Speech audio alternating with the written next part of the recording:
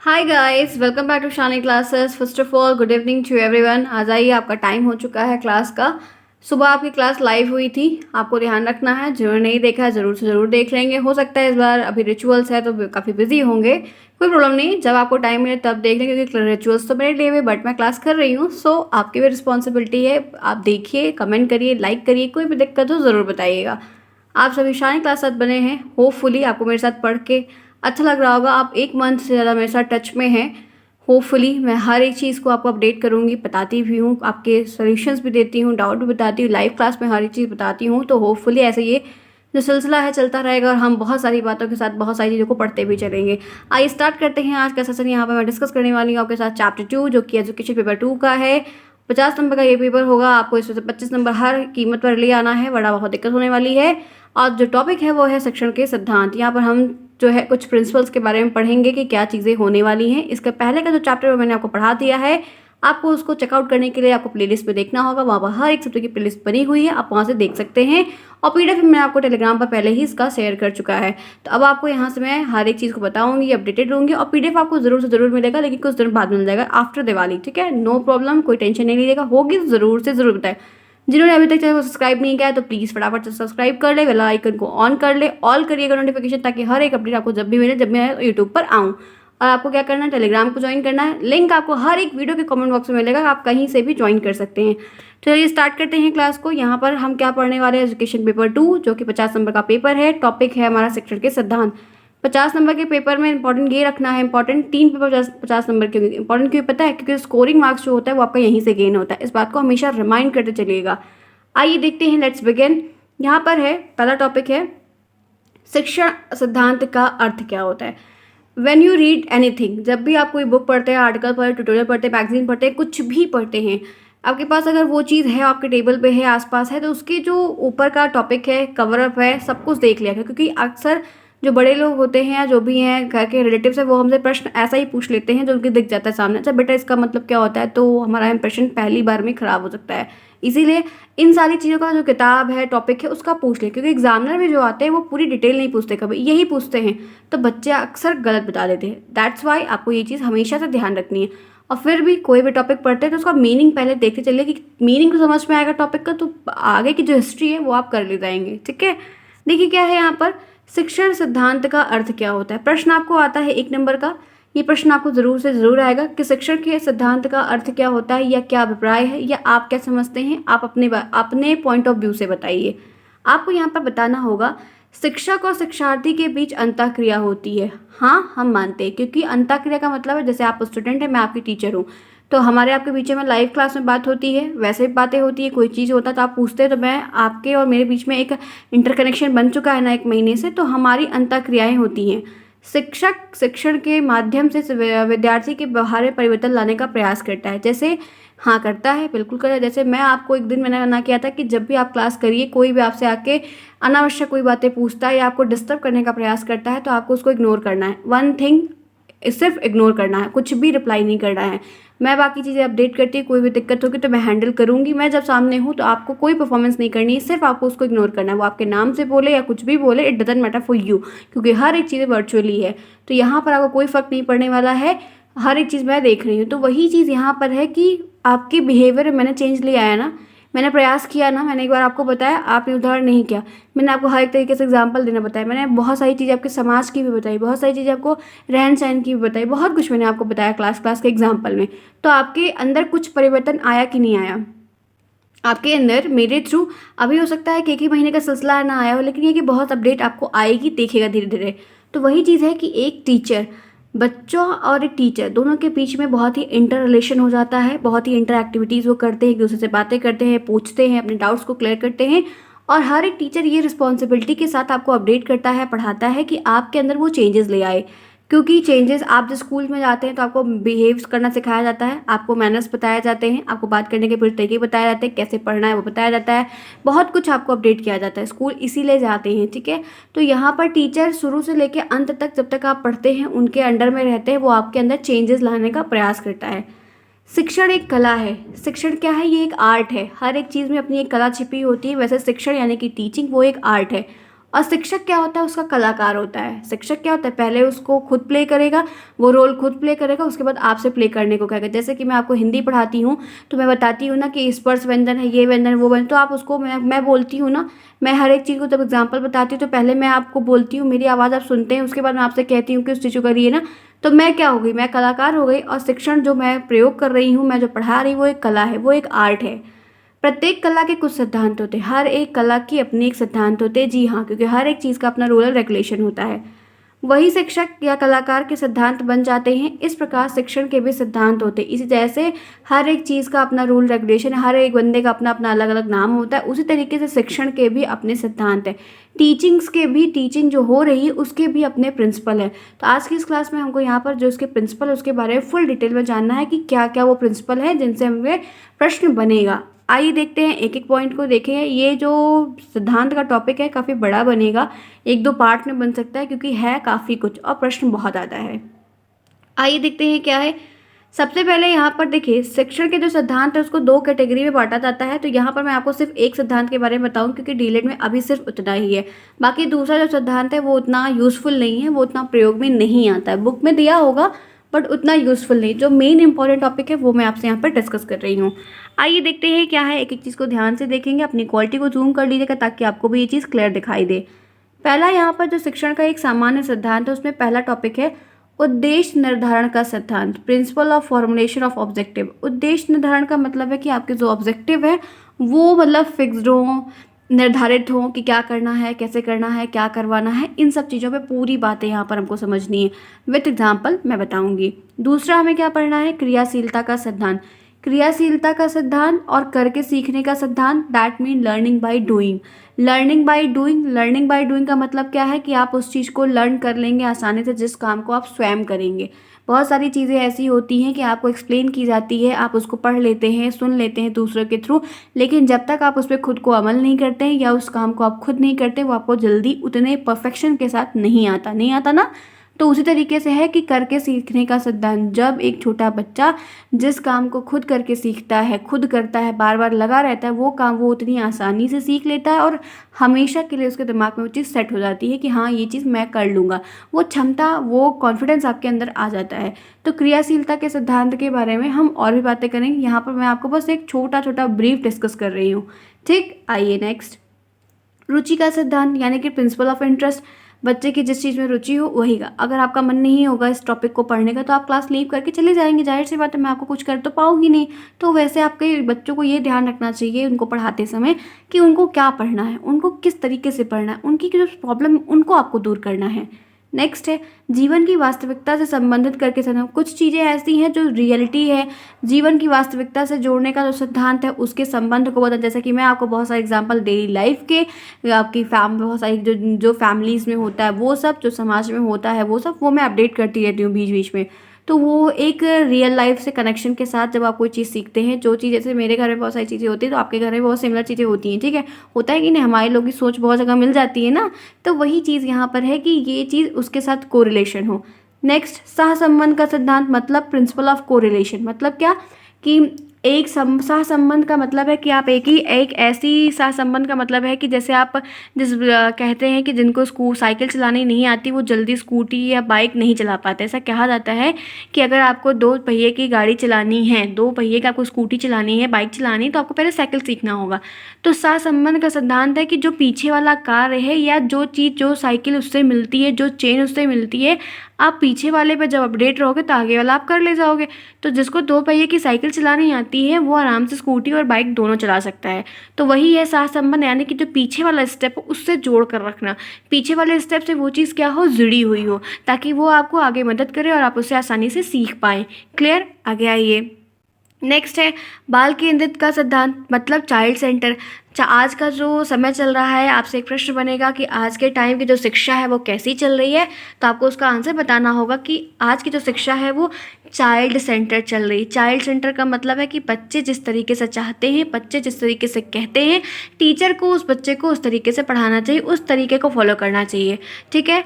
फिर यहाँ पर है चयन से का सिद्धांत। 7th है चयन का सिद्धांत। चयन के सिद्धांत का मतलब है सिलेक्शन करना, चूज़ करना कि पहले मुझे क्या पढ़ाना है, किस तरीके से पढ़ाना है, क्या क्या चीज़। अभी आपको मैं टीचिंग क्या होती है, टीचिंग में क्या फ़ाइल बनानी है, पेपर कैसा होता है, पेपर करवाने लगूँ, तो वो चीज़ आपके लिए अभी रिलेट नहीं करेगी, क्योंकि आपको उसका जब मुद्दा ही नहीं पता है तो आंसर आप क्या करेंगे। तो चयन का सिद्धांत का मतलब है कि चूज़ करना। दैट मीन कि पहले क्या पढ़ाना चाहिए, पहले पहला चैप्टर पढ़ाना चाहिए। अभी मैं इसी चैप्टर का लास्ट चैप्टर पढ़ाने लगूँ तो क्या आपको आएगा? कभी नहीं आएगा। दृष्टांत कौशल वगैरह टॉपिक है, वो लास्ट वाला टॉपिक है, तो बिल्कुल नहीं आएगा। तो मुझे तो बेसिक से बताना पड़ेगा। तो यही है चयन का सिद्धांत कि मैं चूज़ कर रही हूँ कि कैसे कैसे पढ़ाना चाहिए। नेक्स्ट है व्यक्तिगत विभिन्नता का सिद्धांत, प्रिंसिपल ऑफ इंडिविजुअल डिफरेंस।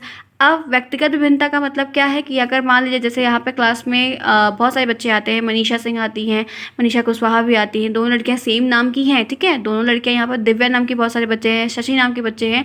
तो क्या ज़रूरी है कि दोनों दिव्या, दोनों मनीषा, दोनों के लड़कियाँ क्या दोनों सेम हैं, दोनों बच्चे सेम हैं, दोनों का नाम एक है? तो ना, मतलब ये नहीं होना चाहिए कि दोनों लोग एक जैसे होंगे। ठीक है, कोई लंबा होगा, कोई छोटा होगा, कोई गोरा होगा, कोई थोड़ा हल्का कम, मतलब थोड़ा कम गोरा होगा, कोई बहुत तेज़ होगा, कोई कम तेज़ होगा।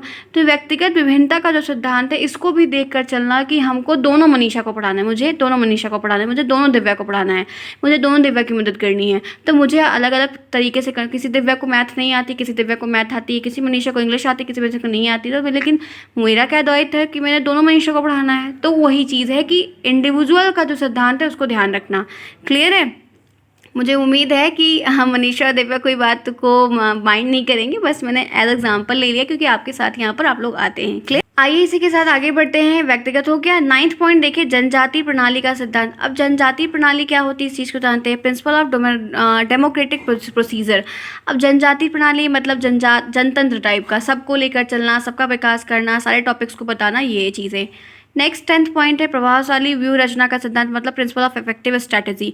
आप एक व्यू रचना करते हैं, जैसे आपको अभी नहीं तैयारी है, अभी आपको आइडिया नहीं है, लेकिन सेकेंड सेमेस्टर के जो बच्चे हैं उनको एक पेपर दे रही है, उनको आइडिया हो चुका है कि उनको अब कैसे पढ़ना है। तो हम लोग एक उनको गोल बताते हैं कि आप पहले पेपर कर लो, सीरीज पढ़ लो और जो इंपॉर्टेंट बता रहे हैं वो पढ़ लो।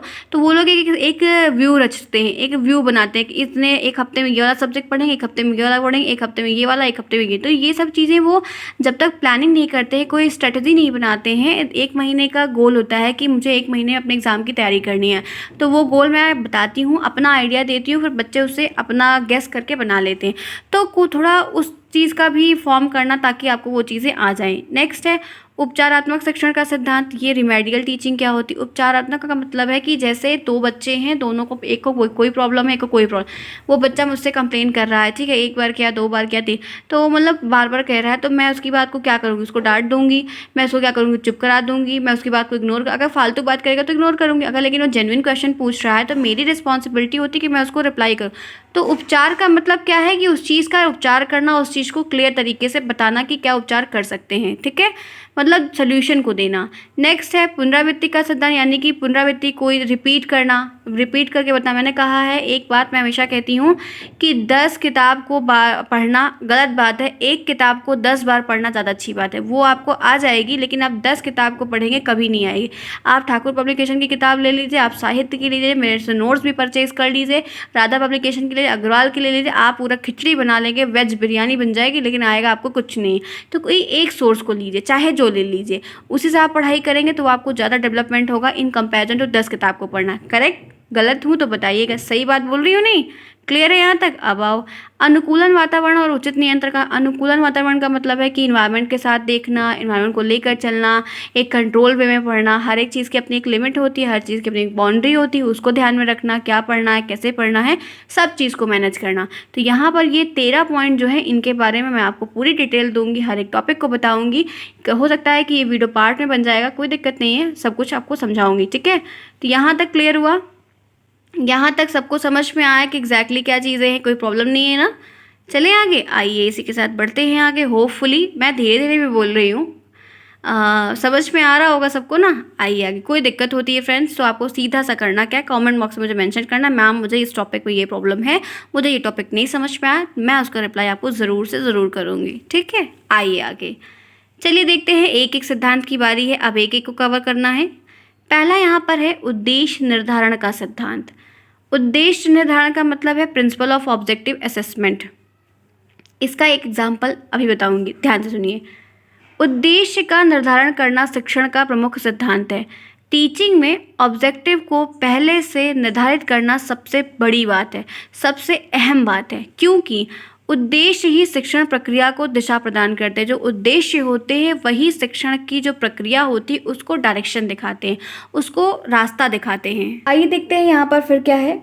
उद्देश्य, शिक्षक उद्देश्य के अभाव में उस नाविक के समान है जिसे अपने गंतव्य का स्थान का पता नहीं है, और छात्र उस पतवारहीन नाव के समान है जो लहरों के थेपड़े खाती हुई किनारे लग जाती है। अतः यह स्पष्ट है कि उद्देश्य निर्धारित किए बिना पढ़ना शिक्षणकारी नहीं है। मतलब अगर नाविक को ये बात नहीं पता है कि उसको कहाँ पर जाना है, नाविक को गंतव्य नहीं पता है, तो बस उसकी पतवार एकदम ऐसे चलती जाएगी, कॉन्टिन्यूस होती जाएगी, लेकिन कोई भी चीज़ क्लियर नहीं हो पाएगी। लहरों से ढुनकती ढुनकती वो किनारे तक पहुंच तो जाएगी, डूबेगी नहीं, लेकिन उसको कुछ भी पता नहीं कि उसे कहाँ जाना है। तो यहाँ पर यही सेम चीज़ शिक्षण में यानी कि टीचिंग में भी अप्लाई होती है। जैसे आप यहाँ पर डीएलएड में एडमिशन लिए हो तो आपका टारगेट क्या है कि आपको प्राइमरी में नौकरी लेना, चाहे जब वैकेंसी आए, यही करना ना। जैसे कि मैंने भी तो सोच के यही किया है कि मुझे भी उस सेक्टर में, अभी मैं फ़िलहाल जॉब करती हूँ वो अलग बात है, तो लेकिन हर एक इंसान प्लानिंग करता है, अब हर इंसान अपना गोल बनाता है। तो जैसे मेरा अभी तो प्राइमरी की टीचिंग की नौकरी कोई वैकेंसी का सीन नहीं दिख रहा है, तो वो सारे सिनेरियो का काम नहीं हो पाया है, जाहिर सी बात है, इसमें कोई छुपाने की बात तो है नहीं, वरना मैं बताती कि मैं प्राइमरी में फिलहाल नहीं हूँ अभी, क्योंकि उसमें नहीं हो पाया, कोई वैकेंसी ही नहीं आ रही है, तो वो एक अलग फैक्टर है। लेकिन जैसे ये एक मन में एक आशा है कि जब कभी भी आएगा, जब भी होगा, तो उसमें मेरा भी, हम लोग का भी होगा। तो आप भी इसी टारगेट के साथ कर रहे हैं ना, आप भी तो यही बनने के लिए कर रहे हैं ना। तो आप अगर डायरेक्शन नहीं लेके चलेंगे, आप गोल नहीं लेके चलेंगे, तो क्या आप उस तक पहुंच पाएंगे? कभी नहीं पहुंच पाएंगे। तो वही ऑब्जेक्टिव है कि जब तक आप अपने ऑब्जेक्टिव को नहीं क्लियर करेंगे, जब तक अपने उद्देश्य को नहीं क्लियर करेंगे, तब तक आप इस चीज़ को कभी भी नहीं पढ़ पाएंगे, कभी कोई एम नहीं अचीव कर पाएंगे। ठीक है, आगे आइए। क्लियर यहाँ तक समझ में आया कि उद्देश्य का सिद्धांत क्या होता है? देखिए, सिद्धांत की कोई परिभाषा नहीं होती। आप सोचिएगा, आपको प्रश्न आएगा कि उद्देश्य निर्धारण के सिद्धांत से आप क्या समझते हैं, तो आपको कोई डेफिनीशन नहीं मिलेगी, आपको कोई परिभाषा नहीं मिलेगी। बस आपको यहाँ पर अपने शब्दों में, मेरे से सुनिए, समझिए, अपने शब्दों में उसको बना के लिखना होगा कि उद्देश्य निर्धारण का सिद्धांत का मतलब ये होता है, इसका अभिप्राय ये होता है, इससे ये तात्पर्य है, ऐसा आपको बना कर लिखना होगा।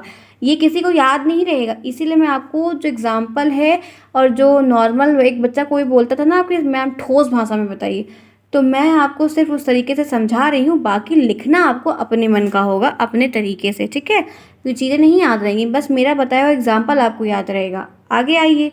तो यहाँ पर एक सिद्धांत मैंने बता दिया, बहुत सिंपल सा था। दूसरा आ जाओ। दूसरा है क्रियाशीलता का सिद्धांत, करके सीखने का सिद्धांत, प्रिंसिपल ऑफ एक्टिविटी और principle of learning by doing. आप लोग जब भी पेपर दीजिएगा तो ये इंग्लिश में जो लिखा है ये सिर्फ मैंने समझने के लिए लिखा है, कि ताकि जो बच्चे इंग्लिश बैकग्राउंड के वो समझ सकें। आप लोग अपने पेपर में ऐसी कोई भी एक्टिविटी बिल्कुल मत करिएगा, सिर्फ ये हिंदी वाला ही लिखिएगा, ध्यान रखिएगा इस बात को। अब आइए, ये क्या होता है? यह शिक्षण का एक मूल्यवान सिद्धांत है। ये जो है शिक्षण का बहुत ही मूल्यवान सिद्धांत है। इस सिद्धांत के अनुसार सीखने के लिए छात्र की क्रियाशीलता होना बहुत आवश्यक है। अगर ये सिद्धांत इस तरीके का है कि जिसका नाम ही एक्टिविटी से है, तो इसका मतलब कि जब इस सिद्धांत पे काम होगा तो बहुत ही आपको एक्टिव रहना होगा, बहुत ही चुस्त दुरुस्त तंदुरुस्त रहना होगा। जब तक आप एक्टिव नहीं रहेंगे, आप उसको करेंगे नहीं मन से, तो आपको कोई काम आएगा नहीं और इस सिद्धांत का उल्लंघन होगा। तो यहाँ पर जो क्रियाशीलता का सिद्धांत का मतलब है कि छात्र का क्रियाशील होना, बच्चे का बहुत ही एक्टिव फुल होना, वो बहुत ज़रूरी है। अब इसमें जो क्रियाशीलता है वो दो प्रकार की है। कैसे? एक शारीरिक क्रियाशीलता, मतलब आप फिजिकली हेल्दी रहो, अपना हाथ, नाक, कान, मुंह, दांत, गला सब कुछ एकदम प्रॉपर तरीके से फिट एंड फाइन रहे, ताकि वो जैसा भी कोई काम मिले वो करने के लिए तैयार रहे। और मानसिक क्रियाशीलता यानी कि मेंटली भी आप प्रिपेयर रहो कि हमें कैसा भी टास्क दिया जाएगा, हम अगर पूरा सफल नहीं हो पाएंगे, लेकिन मतलब उसमें आधा नंबर तो ज़रूर से ज़रूर ले आएंगे। ठीक है, आगे आइए। अब इनके बारे में समझते हैं। यहाँ तक समझ में आ रहा होगा ना? देखिए, अगर कोई प्रॉब्लम होती है तो आप मुझे बताएंगे, तभी मुझे पता चलेगा, तभी मैं आपको क्लियर बताऊंगी। ठीक है, आइए। ये क्लास रिकॉर्डेड इसलिए हो रही है क्योंकि इसमें मुझे लिखना पड़ेगा, मुझे समझाना पड़ रहा है, मुझे लाइन लाइन पेंसिल से चलाना, ये मैं लाइव क्लास में नहीं लिख सकती हूँ, इसीलिए मुझे ये रिकॉर्डेड क्लास लेनी पड़ रही है। ठीक है, मुझे उम्मीद है कि आप मेरी बात को ज़रूर समझेंगे। फिर भी आपकी क्लास हो रही है, आप पढ़ाई करिए, मैं लाइव जब आती हूँ तो आप लोग मुझसे पूछ लीजिएगा। ठीक है, आइए। शारीरिक क्रियाशीलता के अंतर्गत छात्रों को कमेंद्रीय की क्रियाशीलता का शिक्षण दिया जाता है। मानसिक क्रियाशीलता के ज्ञानेंद्रिय का, पहले तो आप ये कमेंद्रिय समझो। कमेंद्रिय का मतलब पता है, जो आपकी इंद्रियां होती हैं, आपके पास इंद्रियां होती हैं ना, इंद्रियों के बारे में पता है ना, आपकी खुद सबकी सबकी शरीर में इंद्रियां होती हैं, ठीक है। आपको मतलब जैसे जिस पे आपको काबू पाना होता है, बेकाबू नहीं, जिस पे आपको कंट्रोल करना होता है। तो शारीरिक क्रियाशीलता तभी बनी रहेगी जब आपकी कमेंद्रियां जो हैं वो प्रॉपर तरीके से काम करेंगी, आप उन पे वर्क करेंगे, आप हेल्दी रहेंगे, तंदुरुस्त रहेंगे, तो आपका दिमाग भी चलेगा ज़्यादा तरीके से, आप बढ़िया हर एक चीज़ को काम कर पाएंगे।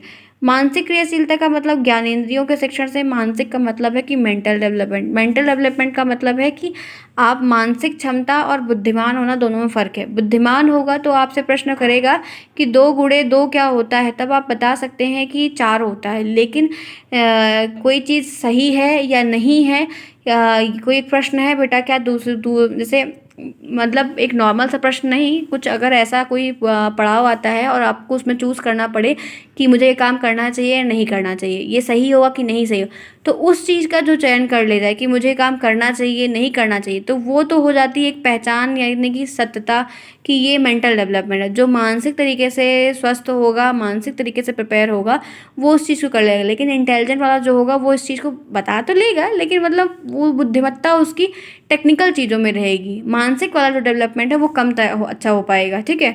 तो समझदार की जो बात है, जो कहते हैं कि समझदार है वो मानसिक जो जिसका डेवलपमेंट सही हुआ होता है वो समझदार होता है।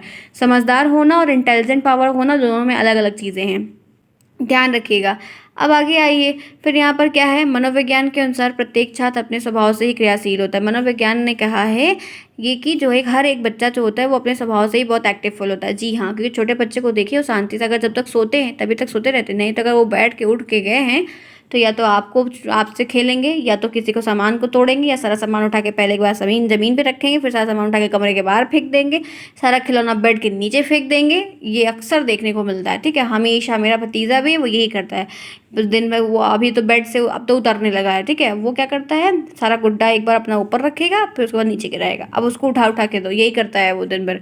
तो एक्टिव रहता है, उसको जो कोई चीज़ सिखा दो सीखता है, चिढ़ा दो चिढ़ाने लगेगा ठीक है। तो यहाँ पर क्या है कि क्रियाशीलता की जो प्रकृति होती है, वो एक्टिविटी जो होती है वो क्रिया पे डिपेंड करती है। आप कोई भी चीज़ करेंगे तो उसी हिसाब से करने लगता है। मैकडूगल एक साहब है, उनका नाम है मैकडूगल। मैकडूगल जी ने कहा है कि प्रत्येक बालक में रचना की जन्मजात प्रवृत्ति होती है। कंस्ट्रक्शन की जन्मजात मतलब हर एक बच्चा अपने अंदर बहुत सारे हुनर को लेके जन्म ही लेता है। वो जन्मजात प्रवृत्ति का मतलब है कि जैसे उसका जन्म होगा तब से उसमें वो सारे गुण रहेंगे। प्रवृत्ति का मतलब एक प्रकार से गुण, कैरेक्टरिस्टिक, मतलब क्रियाशीलता का गुण, अनुकरण करने का गुण, कल्पना करने का गुण हर एक बच्चे में रहता है, ठीक है। इस प्रवृत्ति के अनुसार बालक हर समय कुछ ना कुछ करता रहता है। यही प्रवृत्ति के कारण वो कुछ ना कुछ कर जाएगा। बच्चे देखिए, अगर मिट्टी में वो खेल रहे हैं तो उसमें पेंसिल से या हाथ से ही खींचने लगते हैं, करने लगते हैं ना, वो डिज़ाइन बनाने लगते हैं, पैर से खींचने लगते हैं, या गड्ढा बना के अपना वो हाथ घर बनाने लगते हैं, अपना पैर कवर करने लगते हैं, ऐसे बहुत कुछ करते रहते हैं। और गाड़ी वाड़ी के पास खड़े हैं तो उसमें नंबर को छुएंगे, बहुत कुछ करेंगे, अलग अलग एक्टिविटीज़ करते रहते हैं। तो उनकी जो है क्रियाशीलता के कारण जो उनके अंदर जन्मजात गुण है वो उन्हीं के कारण। उन्हें कोई कहता थोड़ी 1 साल का बच्चा है, वो जब तक सोएगा तभी तक सोएगा, अदरवाइज उसके बाद वो कभी इनको परेशान करेगा, कभी उनको परेशान करेगा। अक्सर छोटे बच्चों को मैंने देखा है जो है वो जल्दी जानवरों से भी नहीं डरते हैं। गाय के पास जाएंगे उसकी पूँछ को छुएंगे, कुत्ते के पास जाएंगे उसकी पूँछ को छुएंगे। मेरा भतीजा यही है करता है, अक्सर क्या करेगा, कुत्ते की जाएगा उसकी आँख में जाके जैसे जाएगा, उसके दांत तो गिनने जाएगा, डरता तो है नहीं, और जाएगा उसके कुत्ते के दांत जैसे उसका बस चले तो उसके मुंह में पूरा हाथ डाल दे, इस टाइप का काम करता है वो। तो अपना कुत्ता होने की वजह से काटता नहीं है, दूसरे के कुत्ता को तो काट लेगा। तो उस कुत्ता बैठा रहेगा, जाएगा उसकी पूँछ सॉफ्ट सॉफ्ट रहेगी, उसको पकड़ खींचेगा। छोटी छोटी बच्चियाँ है तो जाके उनको जो है, बच्चियाँ गाँव में जाता है तो अब तो चलने लगा है, तो वो क्या करेगा, गाय रहेगी तो जाके जो है उनकी बच्चियों को छुएगा। इस तरीके का काम करते हैं बच्चे। तो क्या उन्हें कोई कहता है कि जाके कुत्ते की पूँछ छुओ, नहीं, लेकिन उनके मन में है करते हैं, तो उनको पसंद आता है, बच्चे ही नासमझ है इसलिए करते हैं। तो बालक जितनी अधिक क्रिया करेगा उतना ही अधिक सीखने के लिए तत्पर रहेगा। तो यहाँ पर है कि लर्निंग टीचिंग, जो बच्चा जितना काम करेगा, जितना कुछ ना कुछ करता रहेगा, दिन भर खुचर पुचर लगाया रहेगा, तो वो कुछ ना कुछ सीख ज़रूर जाएगा, ठीक है। तो यही बात है कि करके सीखने पर डिपेंड है। समझ में आ रहा है कि नहीं आ रहा है? मैं बच्चों का एग्जाम्पल थोड़ा ज़्यादा इसलिए देती हूँ क्योंकि बच्चों पे ही हमें पूरा काम करना है। ये सब सब कुछ बच्चों पे ही अप्लाई करना है, इसलिए बच्चे का एग्जाम्पल देती हूँ। और ज़्यादा थोड़ा और जो देती हूँ मेरे घर में है तो उसको मैं देखती हूँ, तो वो चीज़ें मेरी और रिकॉल होती हैं कि अच्छा देखो इसका गुण देखो, इसका गुण देखो, ये सब ऐसा ऐसा गुण है, तो वो चीज़ें मैच करती हैं। जब आपके घर में भी होगा तो उससे ज़रूर देखिए, उसकी एक्टिविटी को नोटिस करेंगे, आपको शिक्षण अधिगम और बाल विकास कोई रोक नहीं सकता, आपको आ जाएगा। ये मेरी बात ध्यान रखिएगा। मैंने सीटेट बिना कोचिंग के, बिना किसी चीज़ के, मैंने टेट सीटेट ये सब बिना किसी कोचिंग के क्वालिफाई किया हुआ है, क्योंकि बस समझते गए करते गए हो गया। ठीक है, आइए आगे। नेक्स्ट यहाँ पर क्या है, अतः सफल शिक्षण के लिए शिक्षक को छात्र की रचना और मूल प्रवृत्तियों और इंद्रियों सेंस का अत्यधिक प्रयोग करना चाहिए। शारीरिक और मानसिक क्रियाएं एक दूसरे पर निर्भर करती हैं। यहाँ पर कहा गया है कि एक सफल शिक्षण में, एक अच्छा जो सक्सेसफुल शिक्षण, उसमें यही बात आएगी कि छात्र की रचना, उसकी जो मूल प्रवृत्तियाँ हैं, मतलब इन मूल प्रवृत्तियों का मतलब पता है, जैसे कि आपकी भूख। अभी आप छोटे हैं, अभी बच्चे छोटे हैं तो उनको, उनकी भूख क्या है, उनको खिलौना चाहिए, उनको कुछ खाने को चाहिए। प्रवृत्ति में प्यार आएगा, प्रवृत्ति में माँ बाप से प्यार आएगा, प्रवृत्ति में आपकी घृणा आएगी, प्रवृत्ति में आपकी जिज्ञासा। मैकडूगल साहब ने 14 प्रवृत्तियां बताई। टेट की तैयारी करेंगे तो आपको आएगा, यहाँ पर नाम दे दिए इसलिए मैं यहाँ पर बता देती हूँ। यही मैकडूगल साहब ने ये जो मूल प्रवृत्ति है इसको 14 बताया है, 14 इंस्टिंक्ट, जिसमें से प्यार, जिज्ञासा, घृणा, काम वासना और बहुत कुछ है, 14 है। ठीक है, नफरत है, पलायनवाद है, सिर्फ 14 गिन के हैं। सबके अपने अपने एज, अलग अलग एज में होता है। अभी नहीं काम आएगा इसीलिए अभी नहीं बता रही हूँ। ठीक है, तो इन सब चीज़ों का भी जो उसके अंदर प्रयोग होता है, वो जितना उस चीज़ को प्रयोग करेगा उतना ही सफल होगा। इसीलिए कहा जाता है कि करके सीखने का जो सिद्धांत है उसमें शारीरिक और मानसिक दोनों जब सही होंगे तभी बच्चा हर एक चीज़ को अच्छे तरीके से कर पाएगा। क्लियर, यहाँ तक क्लियर है? आगे आइए, एक और देख लेते हैं। अच्छा, कुछ और है इसमें, देखते हैं, पहले पढ़ते हैं पूरा। देखिए कोट है यहाँ पर, मतलब एक कॉलम है कि प्रसिद्ध शिक्षा शास्त्री फ्रोबेल। अभी मैंने आपको मैंने आपको शिक्षा शास्त्री से मिलवाया, उनका नाम क्या था, मिस्टर मैक्ट्यूगल। अभी मैं आपसे एक लोग को और मिलवा रही हूँ, वो है फ्रोबेल। तो यहाँ पर क्या है, इसी को ध्यान में रखते हुए करके सीखना यानी कि लर्निंग बाय डूइंग के सिद्धांत का प्रतिपादन किया। अब आपको एक प्रश्न आता है कि करके सीखने का सिद्धांत किसने दिया, तो आपको बताना होगा कि करके सीखने का सिद्धांत मिस्टर फ्रोबेल ने दिया। किसने दिया? फ्रोबेल ने दिया। ध्यान रखिएगा, very very very very very very very important प्रश्न है, बहुत आता है, बहुत आता है। इसी के साथ ही साथ किंडरगार्टन का पद्धति का सिद्धांत भी किसने दिया? फ्रोबेल ने दिया। तो करके सीखना और किंडरगार्टन किसने दिया? हमारे फ्रोबेल साहब ने। दोनों प्रश्न बहुत इंपॉर्टेंट है, टेट में, सीटेट में, सुपर टेट में, डीएलएड के चारों सेमेस्टर में प्रश्न आता है। क्लियर? आगे आइए, चलते हैं। बहुत अच्छी बात बता दी मैंने आपको आज के इस क्लास में। इस सिद्धांत का प्रयोग सभी कक्षाओं के सभी विषयों में और विद्यालय के विभिन्न कार्यों में होता है। लर्निंग बाय डूइंग हर एक क्लास में होता है, चाहे वो जिस भी क्लास का हो, चाहे वो ग्रेजुएशन लेवल का ही क्यों ना। प्रैक्टिकल होता है कि नहीं होता है? बायोकेमिस्ट्री, फिजिक्स का आप ले के बीएससी करते हो या कुछ भी करते हो, कोई कुछ भी करता है, हर एक चीज़ में प्रैक्टिकल होता है। ठीक है, जैसे विद्यालय परिषद में वाद विवाद प्रतियोगिता एक्टिविटी, आप जो है डिबेट में पार्टिसिपेट करेंगे, समितियों में, गोष्ठियों में, क्लब में, खेलकूद में, इन सब चीज़ों में बहुत अलग अलग है। आप हर तरीके से कहीं ना कहीं सीखेंगे। ठीक है, मनुष्य जन्म से ही क्रियाशील प्राणी है। मनुष्य का जब जन्म होता है तभी से वो बहुत ही एक्टिव फुल पर्सन होता है। छोटा बच्चा ही, भगवान उसको गुण दे के करते हैं, बस ये है कि वो सही इस्तेमाल नहीं करेगा तो अलग चीज़ है। हालांकि वह जन्म के समय कुछ और वर्षों के बाद यह तय नहीं समझ पाता है कि स्वाभाविक क्रियाएं कर रहा है, उनका क्या आशय है। उनकी क्रियाएं सहज होते हुए भी शारीरिक विकास में सहायक सिद्ध होती हैं। मतलब यहाँ पर है कि वो ऐसा, जैसे बच्चा है, छोटा बच्चा है, जो जितने, वो कहते हैं कि जो बच्चा जितना खेलेगा, कूदेगा, गिरेगा, उठेगा, बैठेगा, वो उतना ही जल्दी ग्रोथ करेगा और उतना डेवलपमेंट होगा। हम लोग आज, हमारा लोग का जो डेवलपमेंट है वो रुक गया है। रुक गया है कि नहीं? हमारी जो शरीर है, हमारी जो कदकाठी है, हमारा जो बॉडी का पूरा हार्मोनल सिस्टम है, हमारा जो ब्लड सर्कुलेशन है वो रुक गया है। रुक गया है क्योंकि हम क्या करते हैं, जो काम हुआ वही काम कर लिए, एक्सरसाइज पे ध्यान नहीं देते, योगा नहीं करते, खेल नहीं खेलते। क्या कोई खेल खेलता है? अब नहीं खेलता है। लेकिन ठंड आ गई, अब तो मैं बैडमिंटन खेलना शुरू करती हूँ। ठीक है, गर्मी में तो नहीं निकाल पाती हूँ वक्त, लेकिन ये है कि ठंड में ज़रूर से ज़रूर बैडमिंटन खेलती हूँ 1-1.5 घंटे। तो उससे क्या होता है, हेल्थ भी रहता है। तो जब बच्चा जो है कि ये शारीरिक क्रियाएं करता रहता है, छोटा बच्चा खेलता रहता है, तो उसका विकास होता है, उसकी लंबाई बढ़ेगी, उसका खून बढ़िया दौड़ेगा, जिसका ब्लड सर्कुलेशन अच्छा होगा उसका सब कुछ फिट एंड फाइन रहेगा। क्लियर? तो फ्रेंड्स, आज की ये क्लास यहीं तक करते हैं। इसके बाद के भी बहुत सारे टॉपिक है, देखो पूरा पूरा पीडीएफ बनाया हुआ है, पढ़ा दूंगी तो तुरंत दे दूंगी, लेकिन आज के लिए आधे घंटे की क्लास रहती है। आप लोगों को काम है, सबको बहुत सारे काम है, तो मैंने छोटी सी क्लास बनाई है। होपफुली किसी को कोई प्रॉब्लम नहीं होगी। आऊँगी, लाइव आती हूँ तो 1 घंटे पढ़ाती हूँ, रिकॉर्डेड जब देती हूँ तो 35 मिनट 30 मिनट की क्लास देती हूँ। ठीक है, आपको, ताकि धीरे-धीरे हर एक चीज़ समझ में आए। होपफुली फ्रेंड्स मेरे साथ पढ़ के आपको अच्छा लगा। किसी को कोई प्रॉब्लम होगी तो आप लोग ज़रूर बताइएगा, तभी मैं उसका सॉल्यूशन निकाल पाऊँगी और आपको उस चीज़ का एक राइट वे बता पाऊँगी कि आपको क्या करना चाहिए।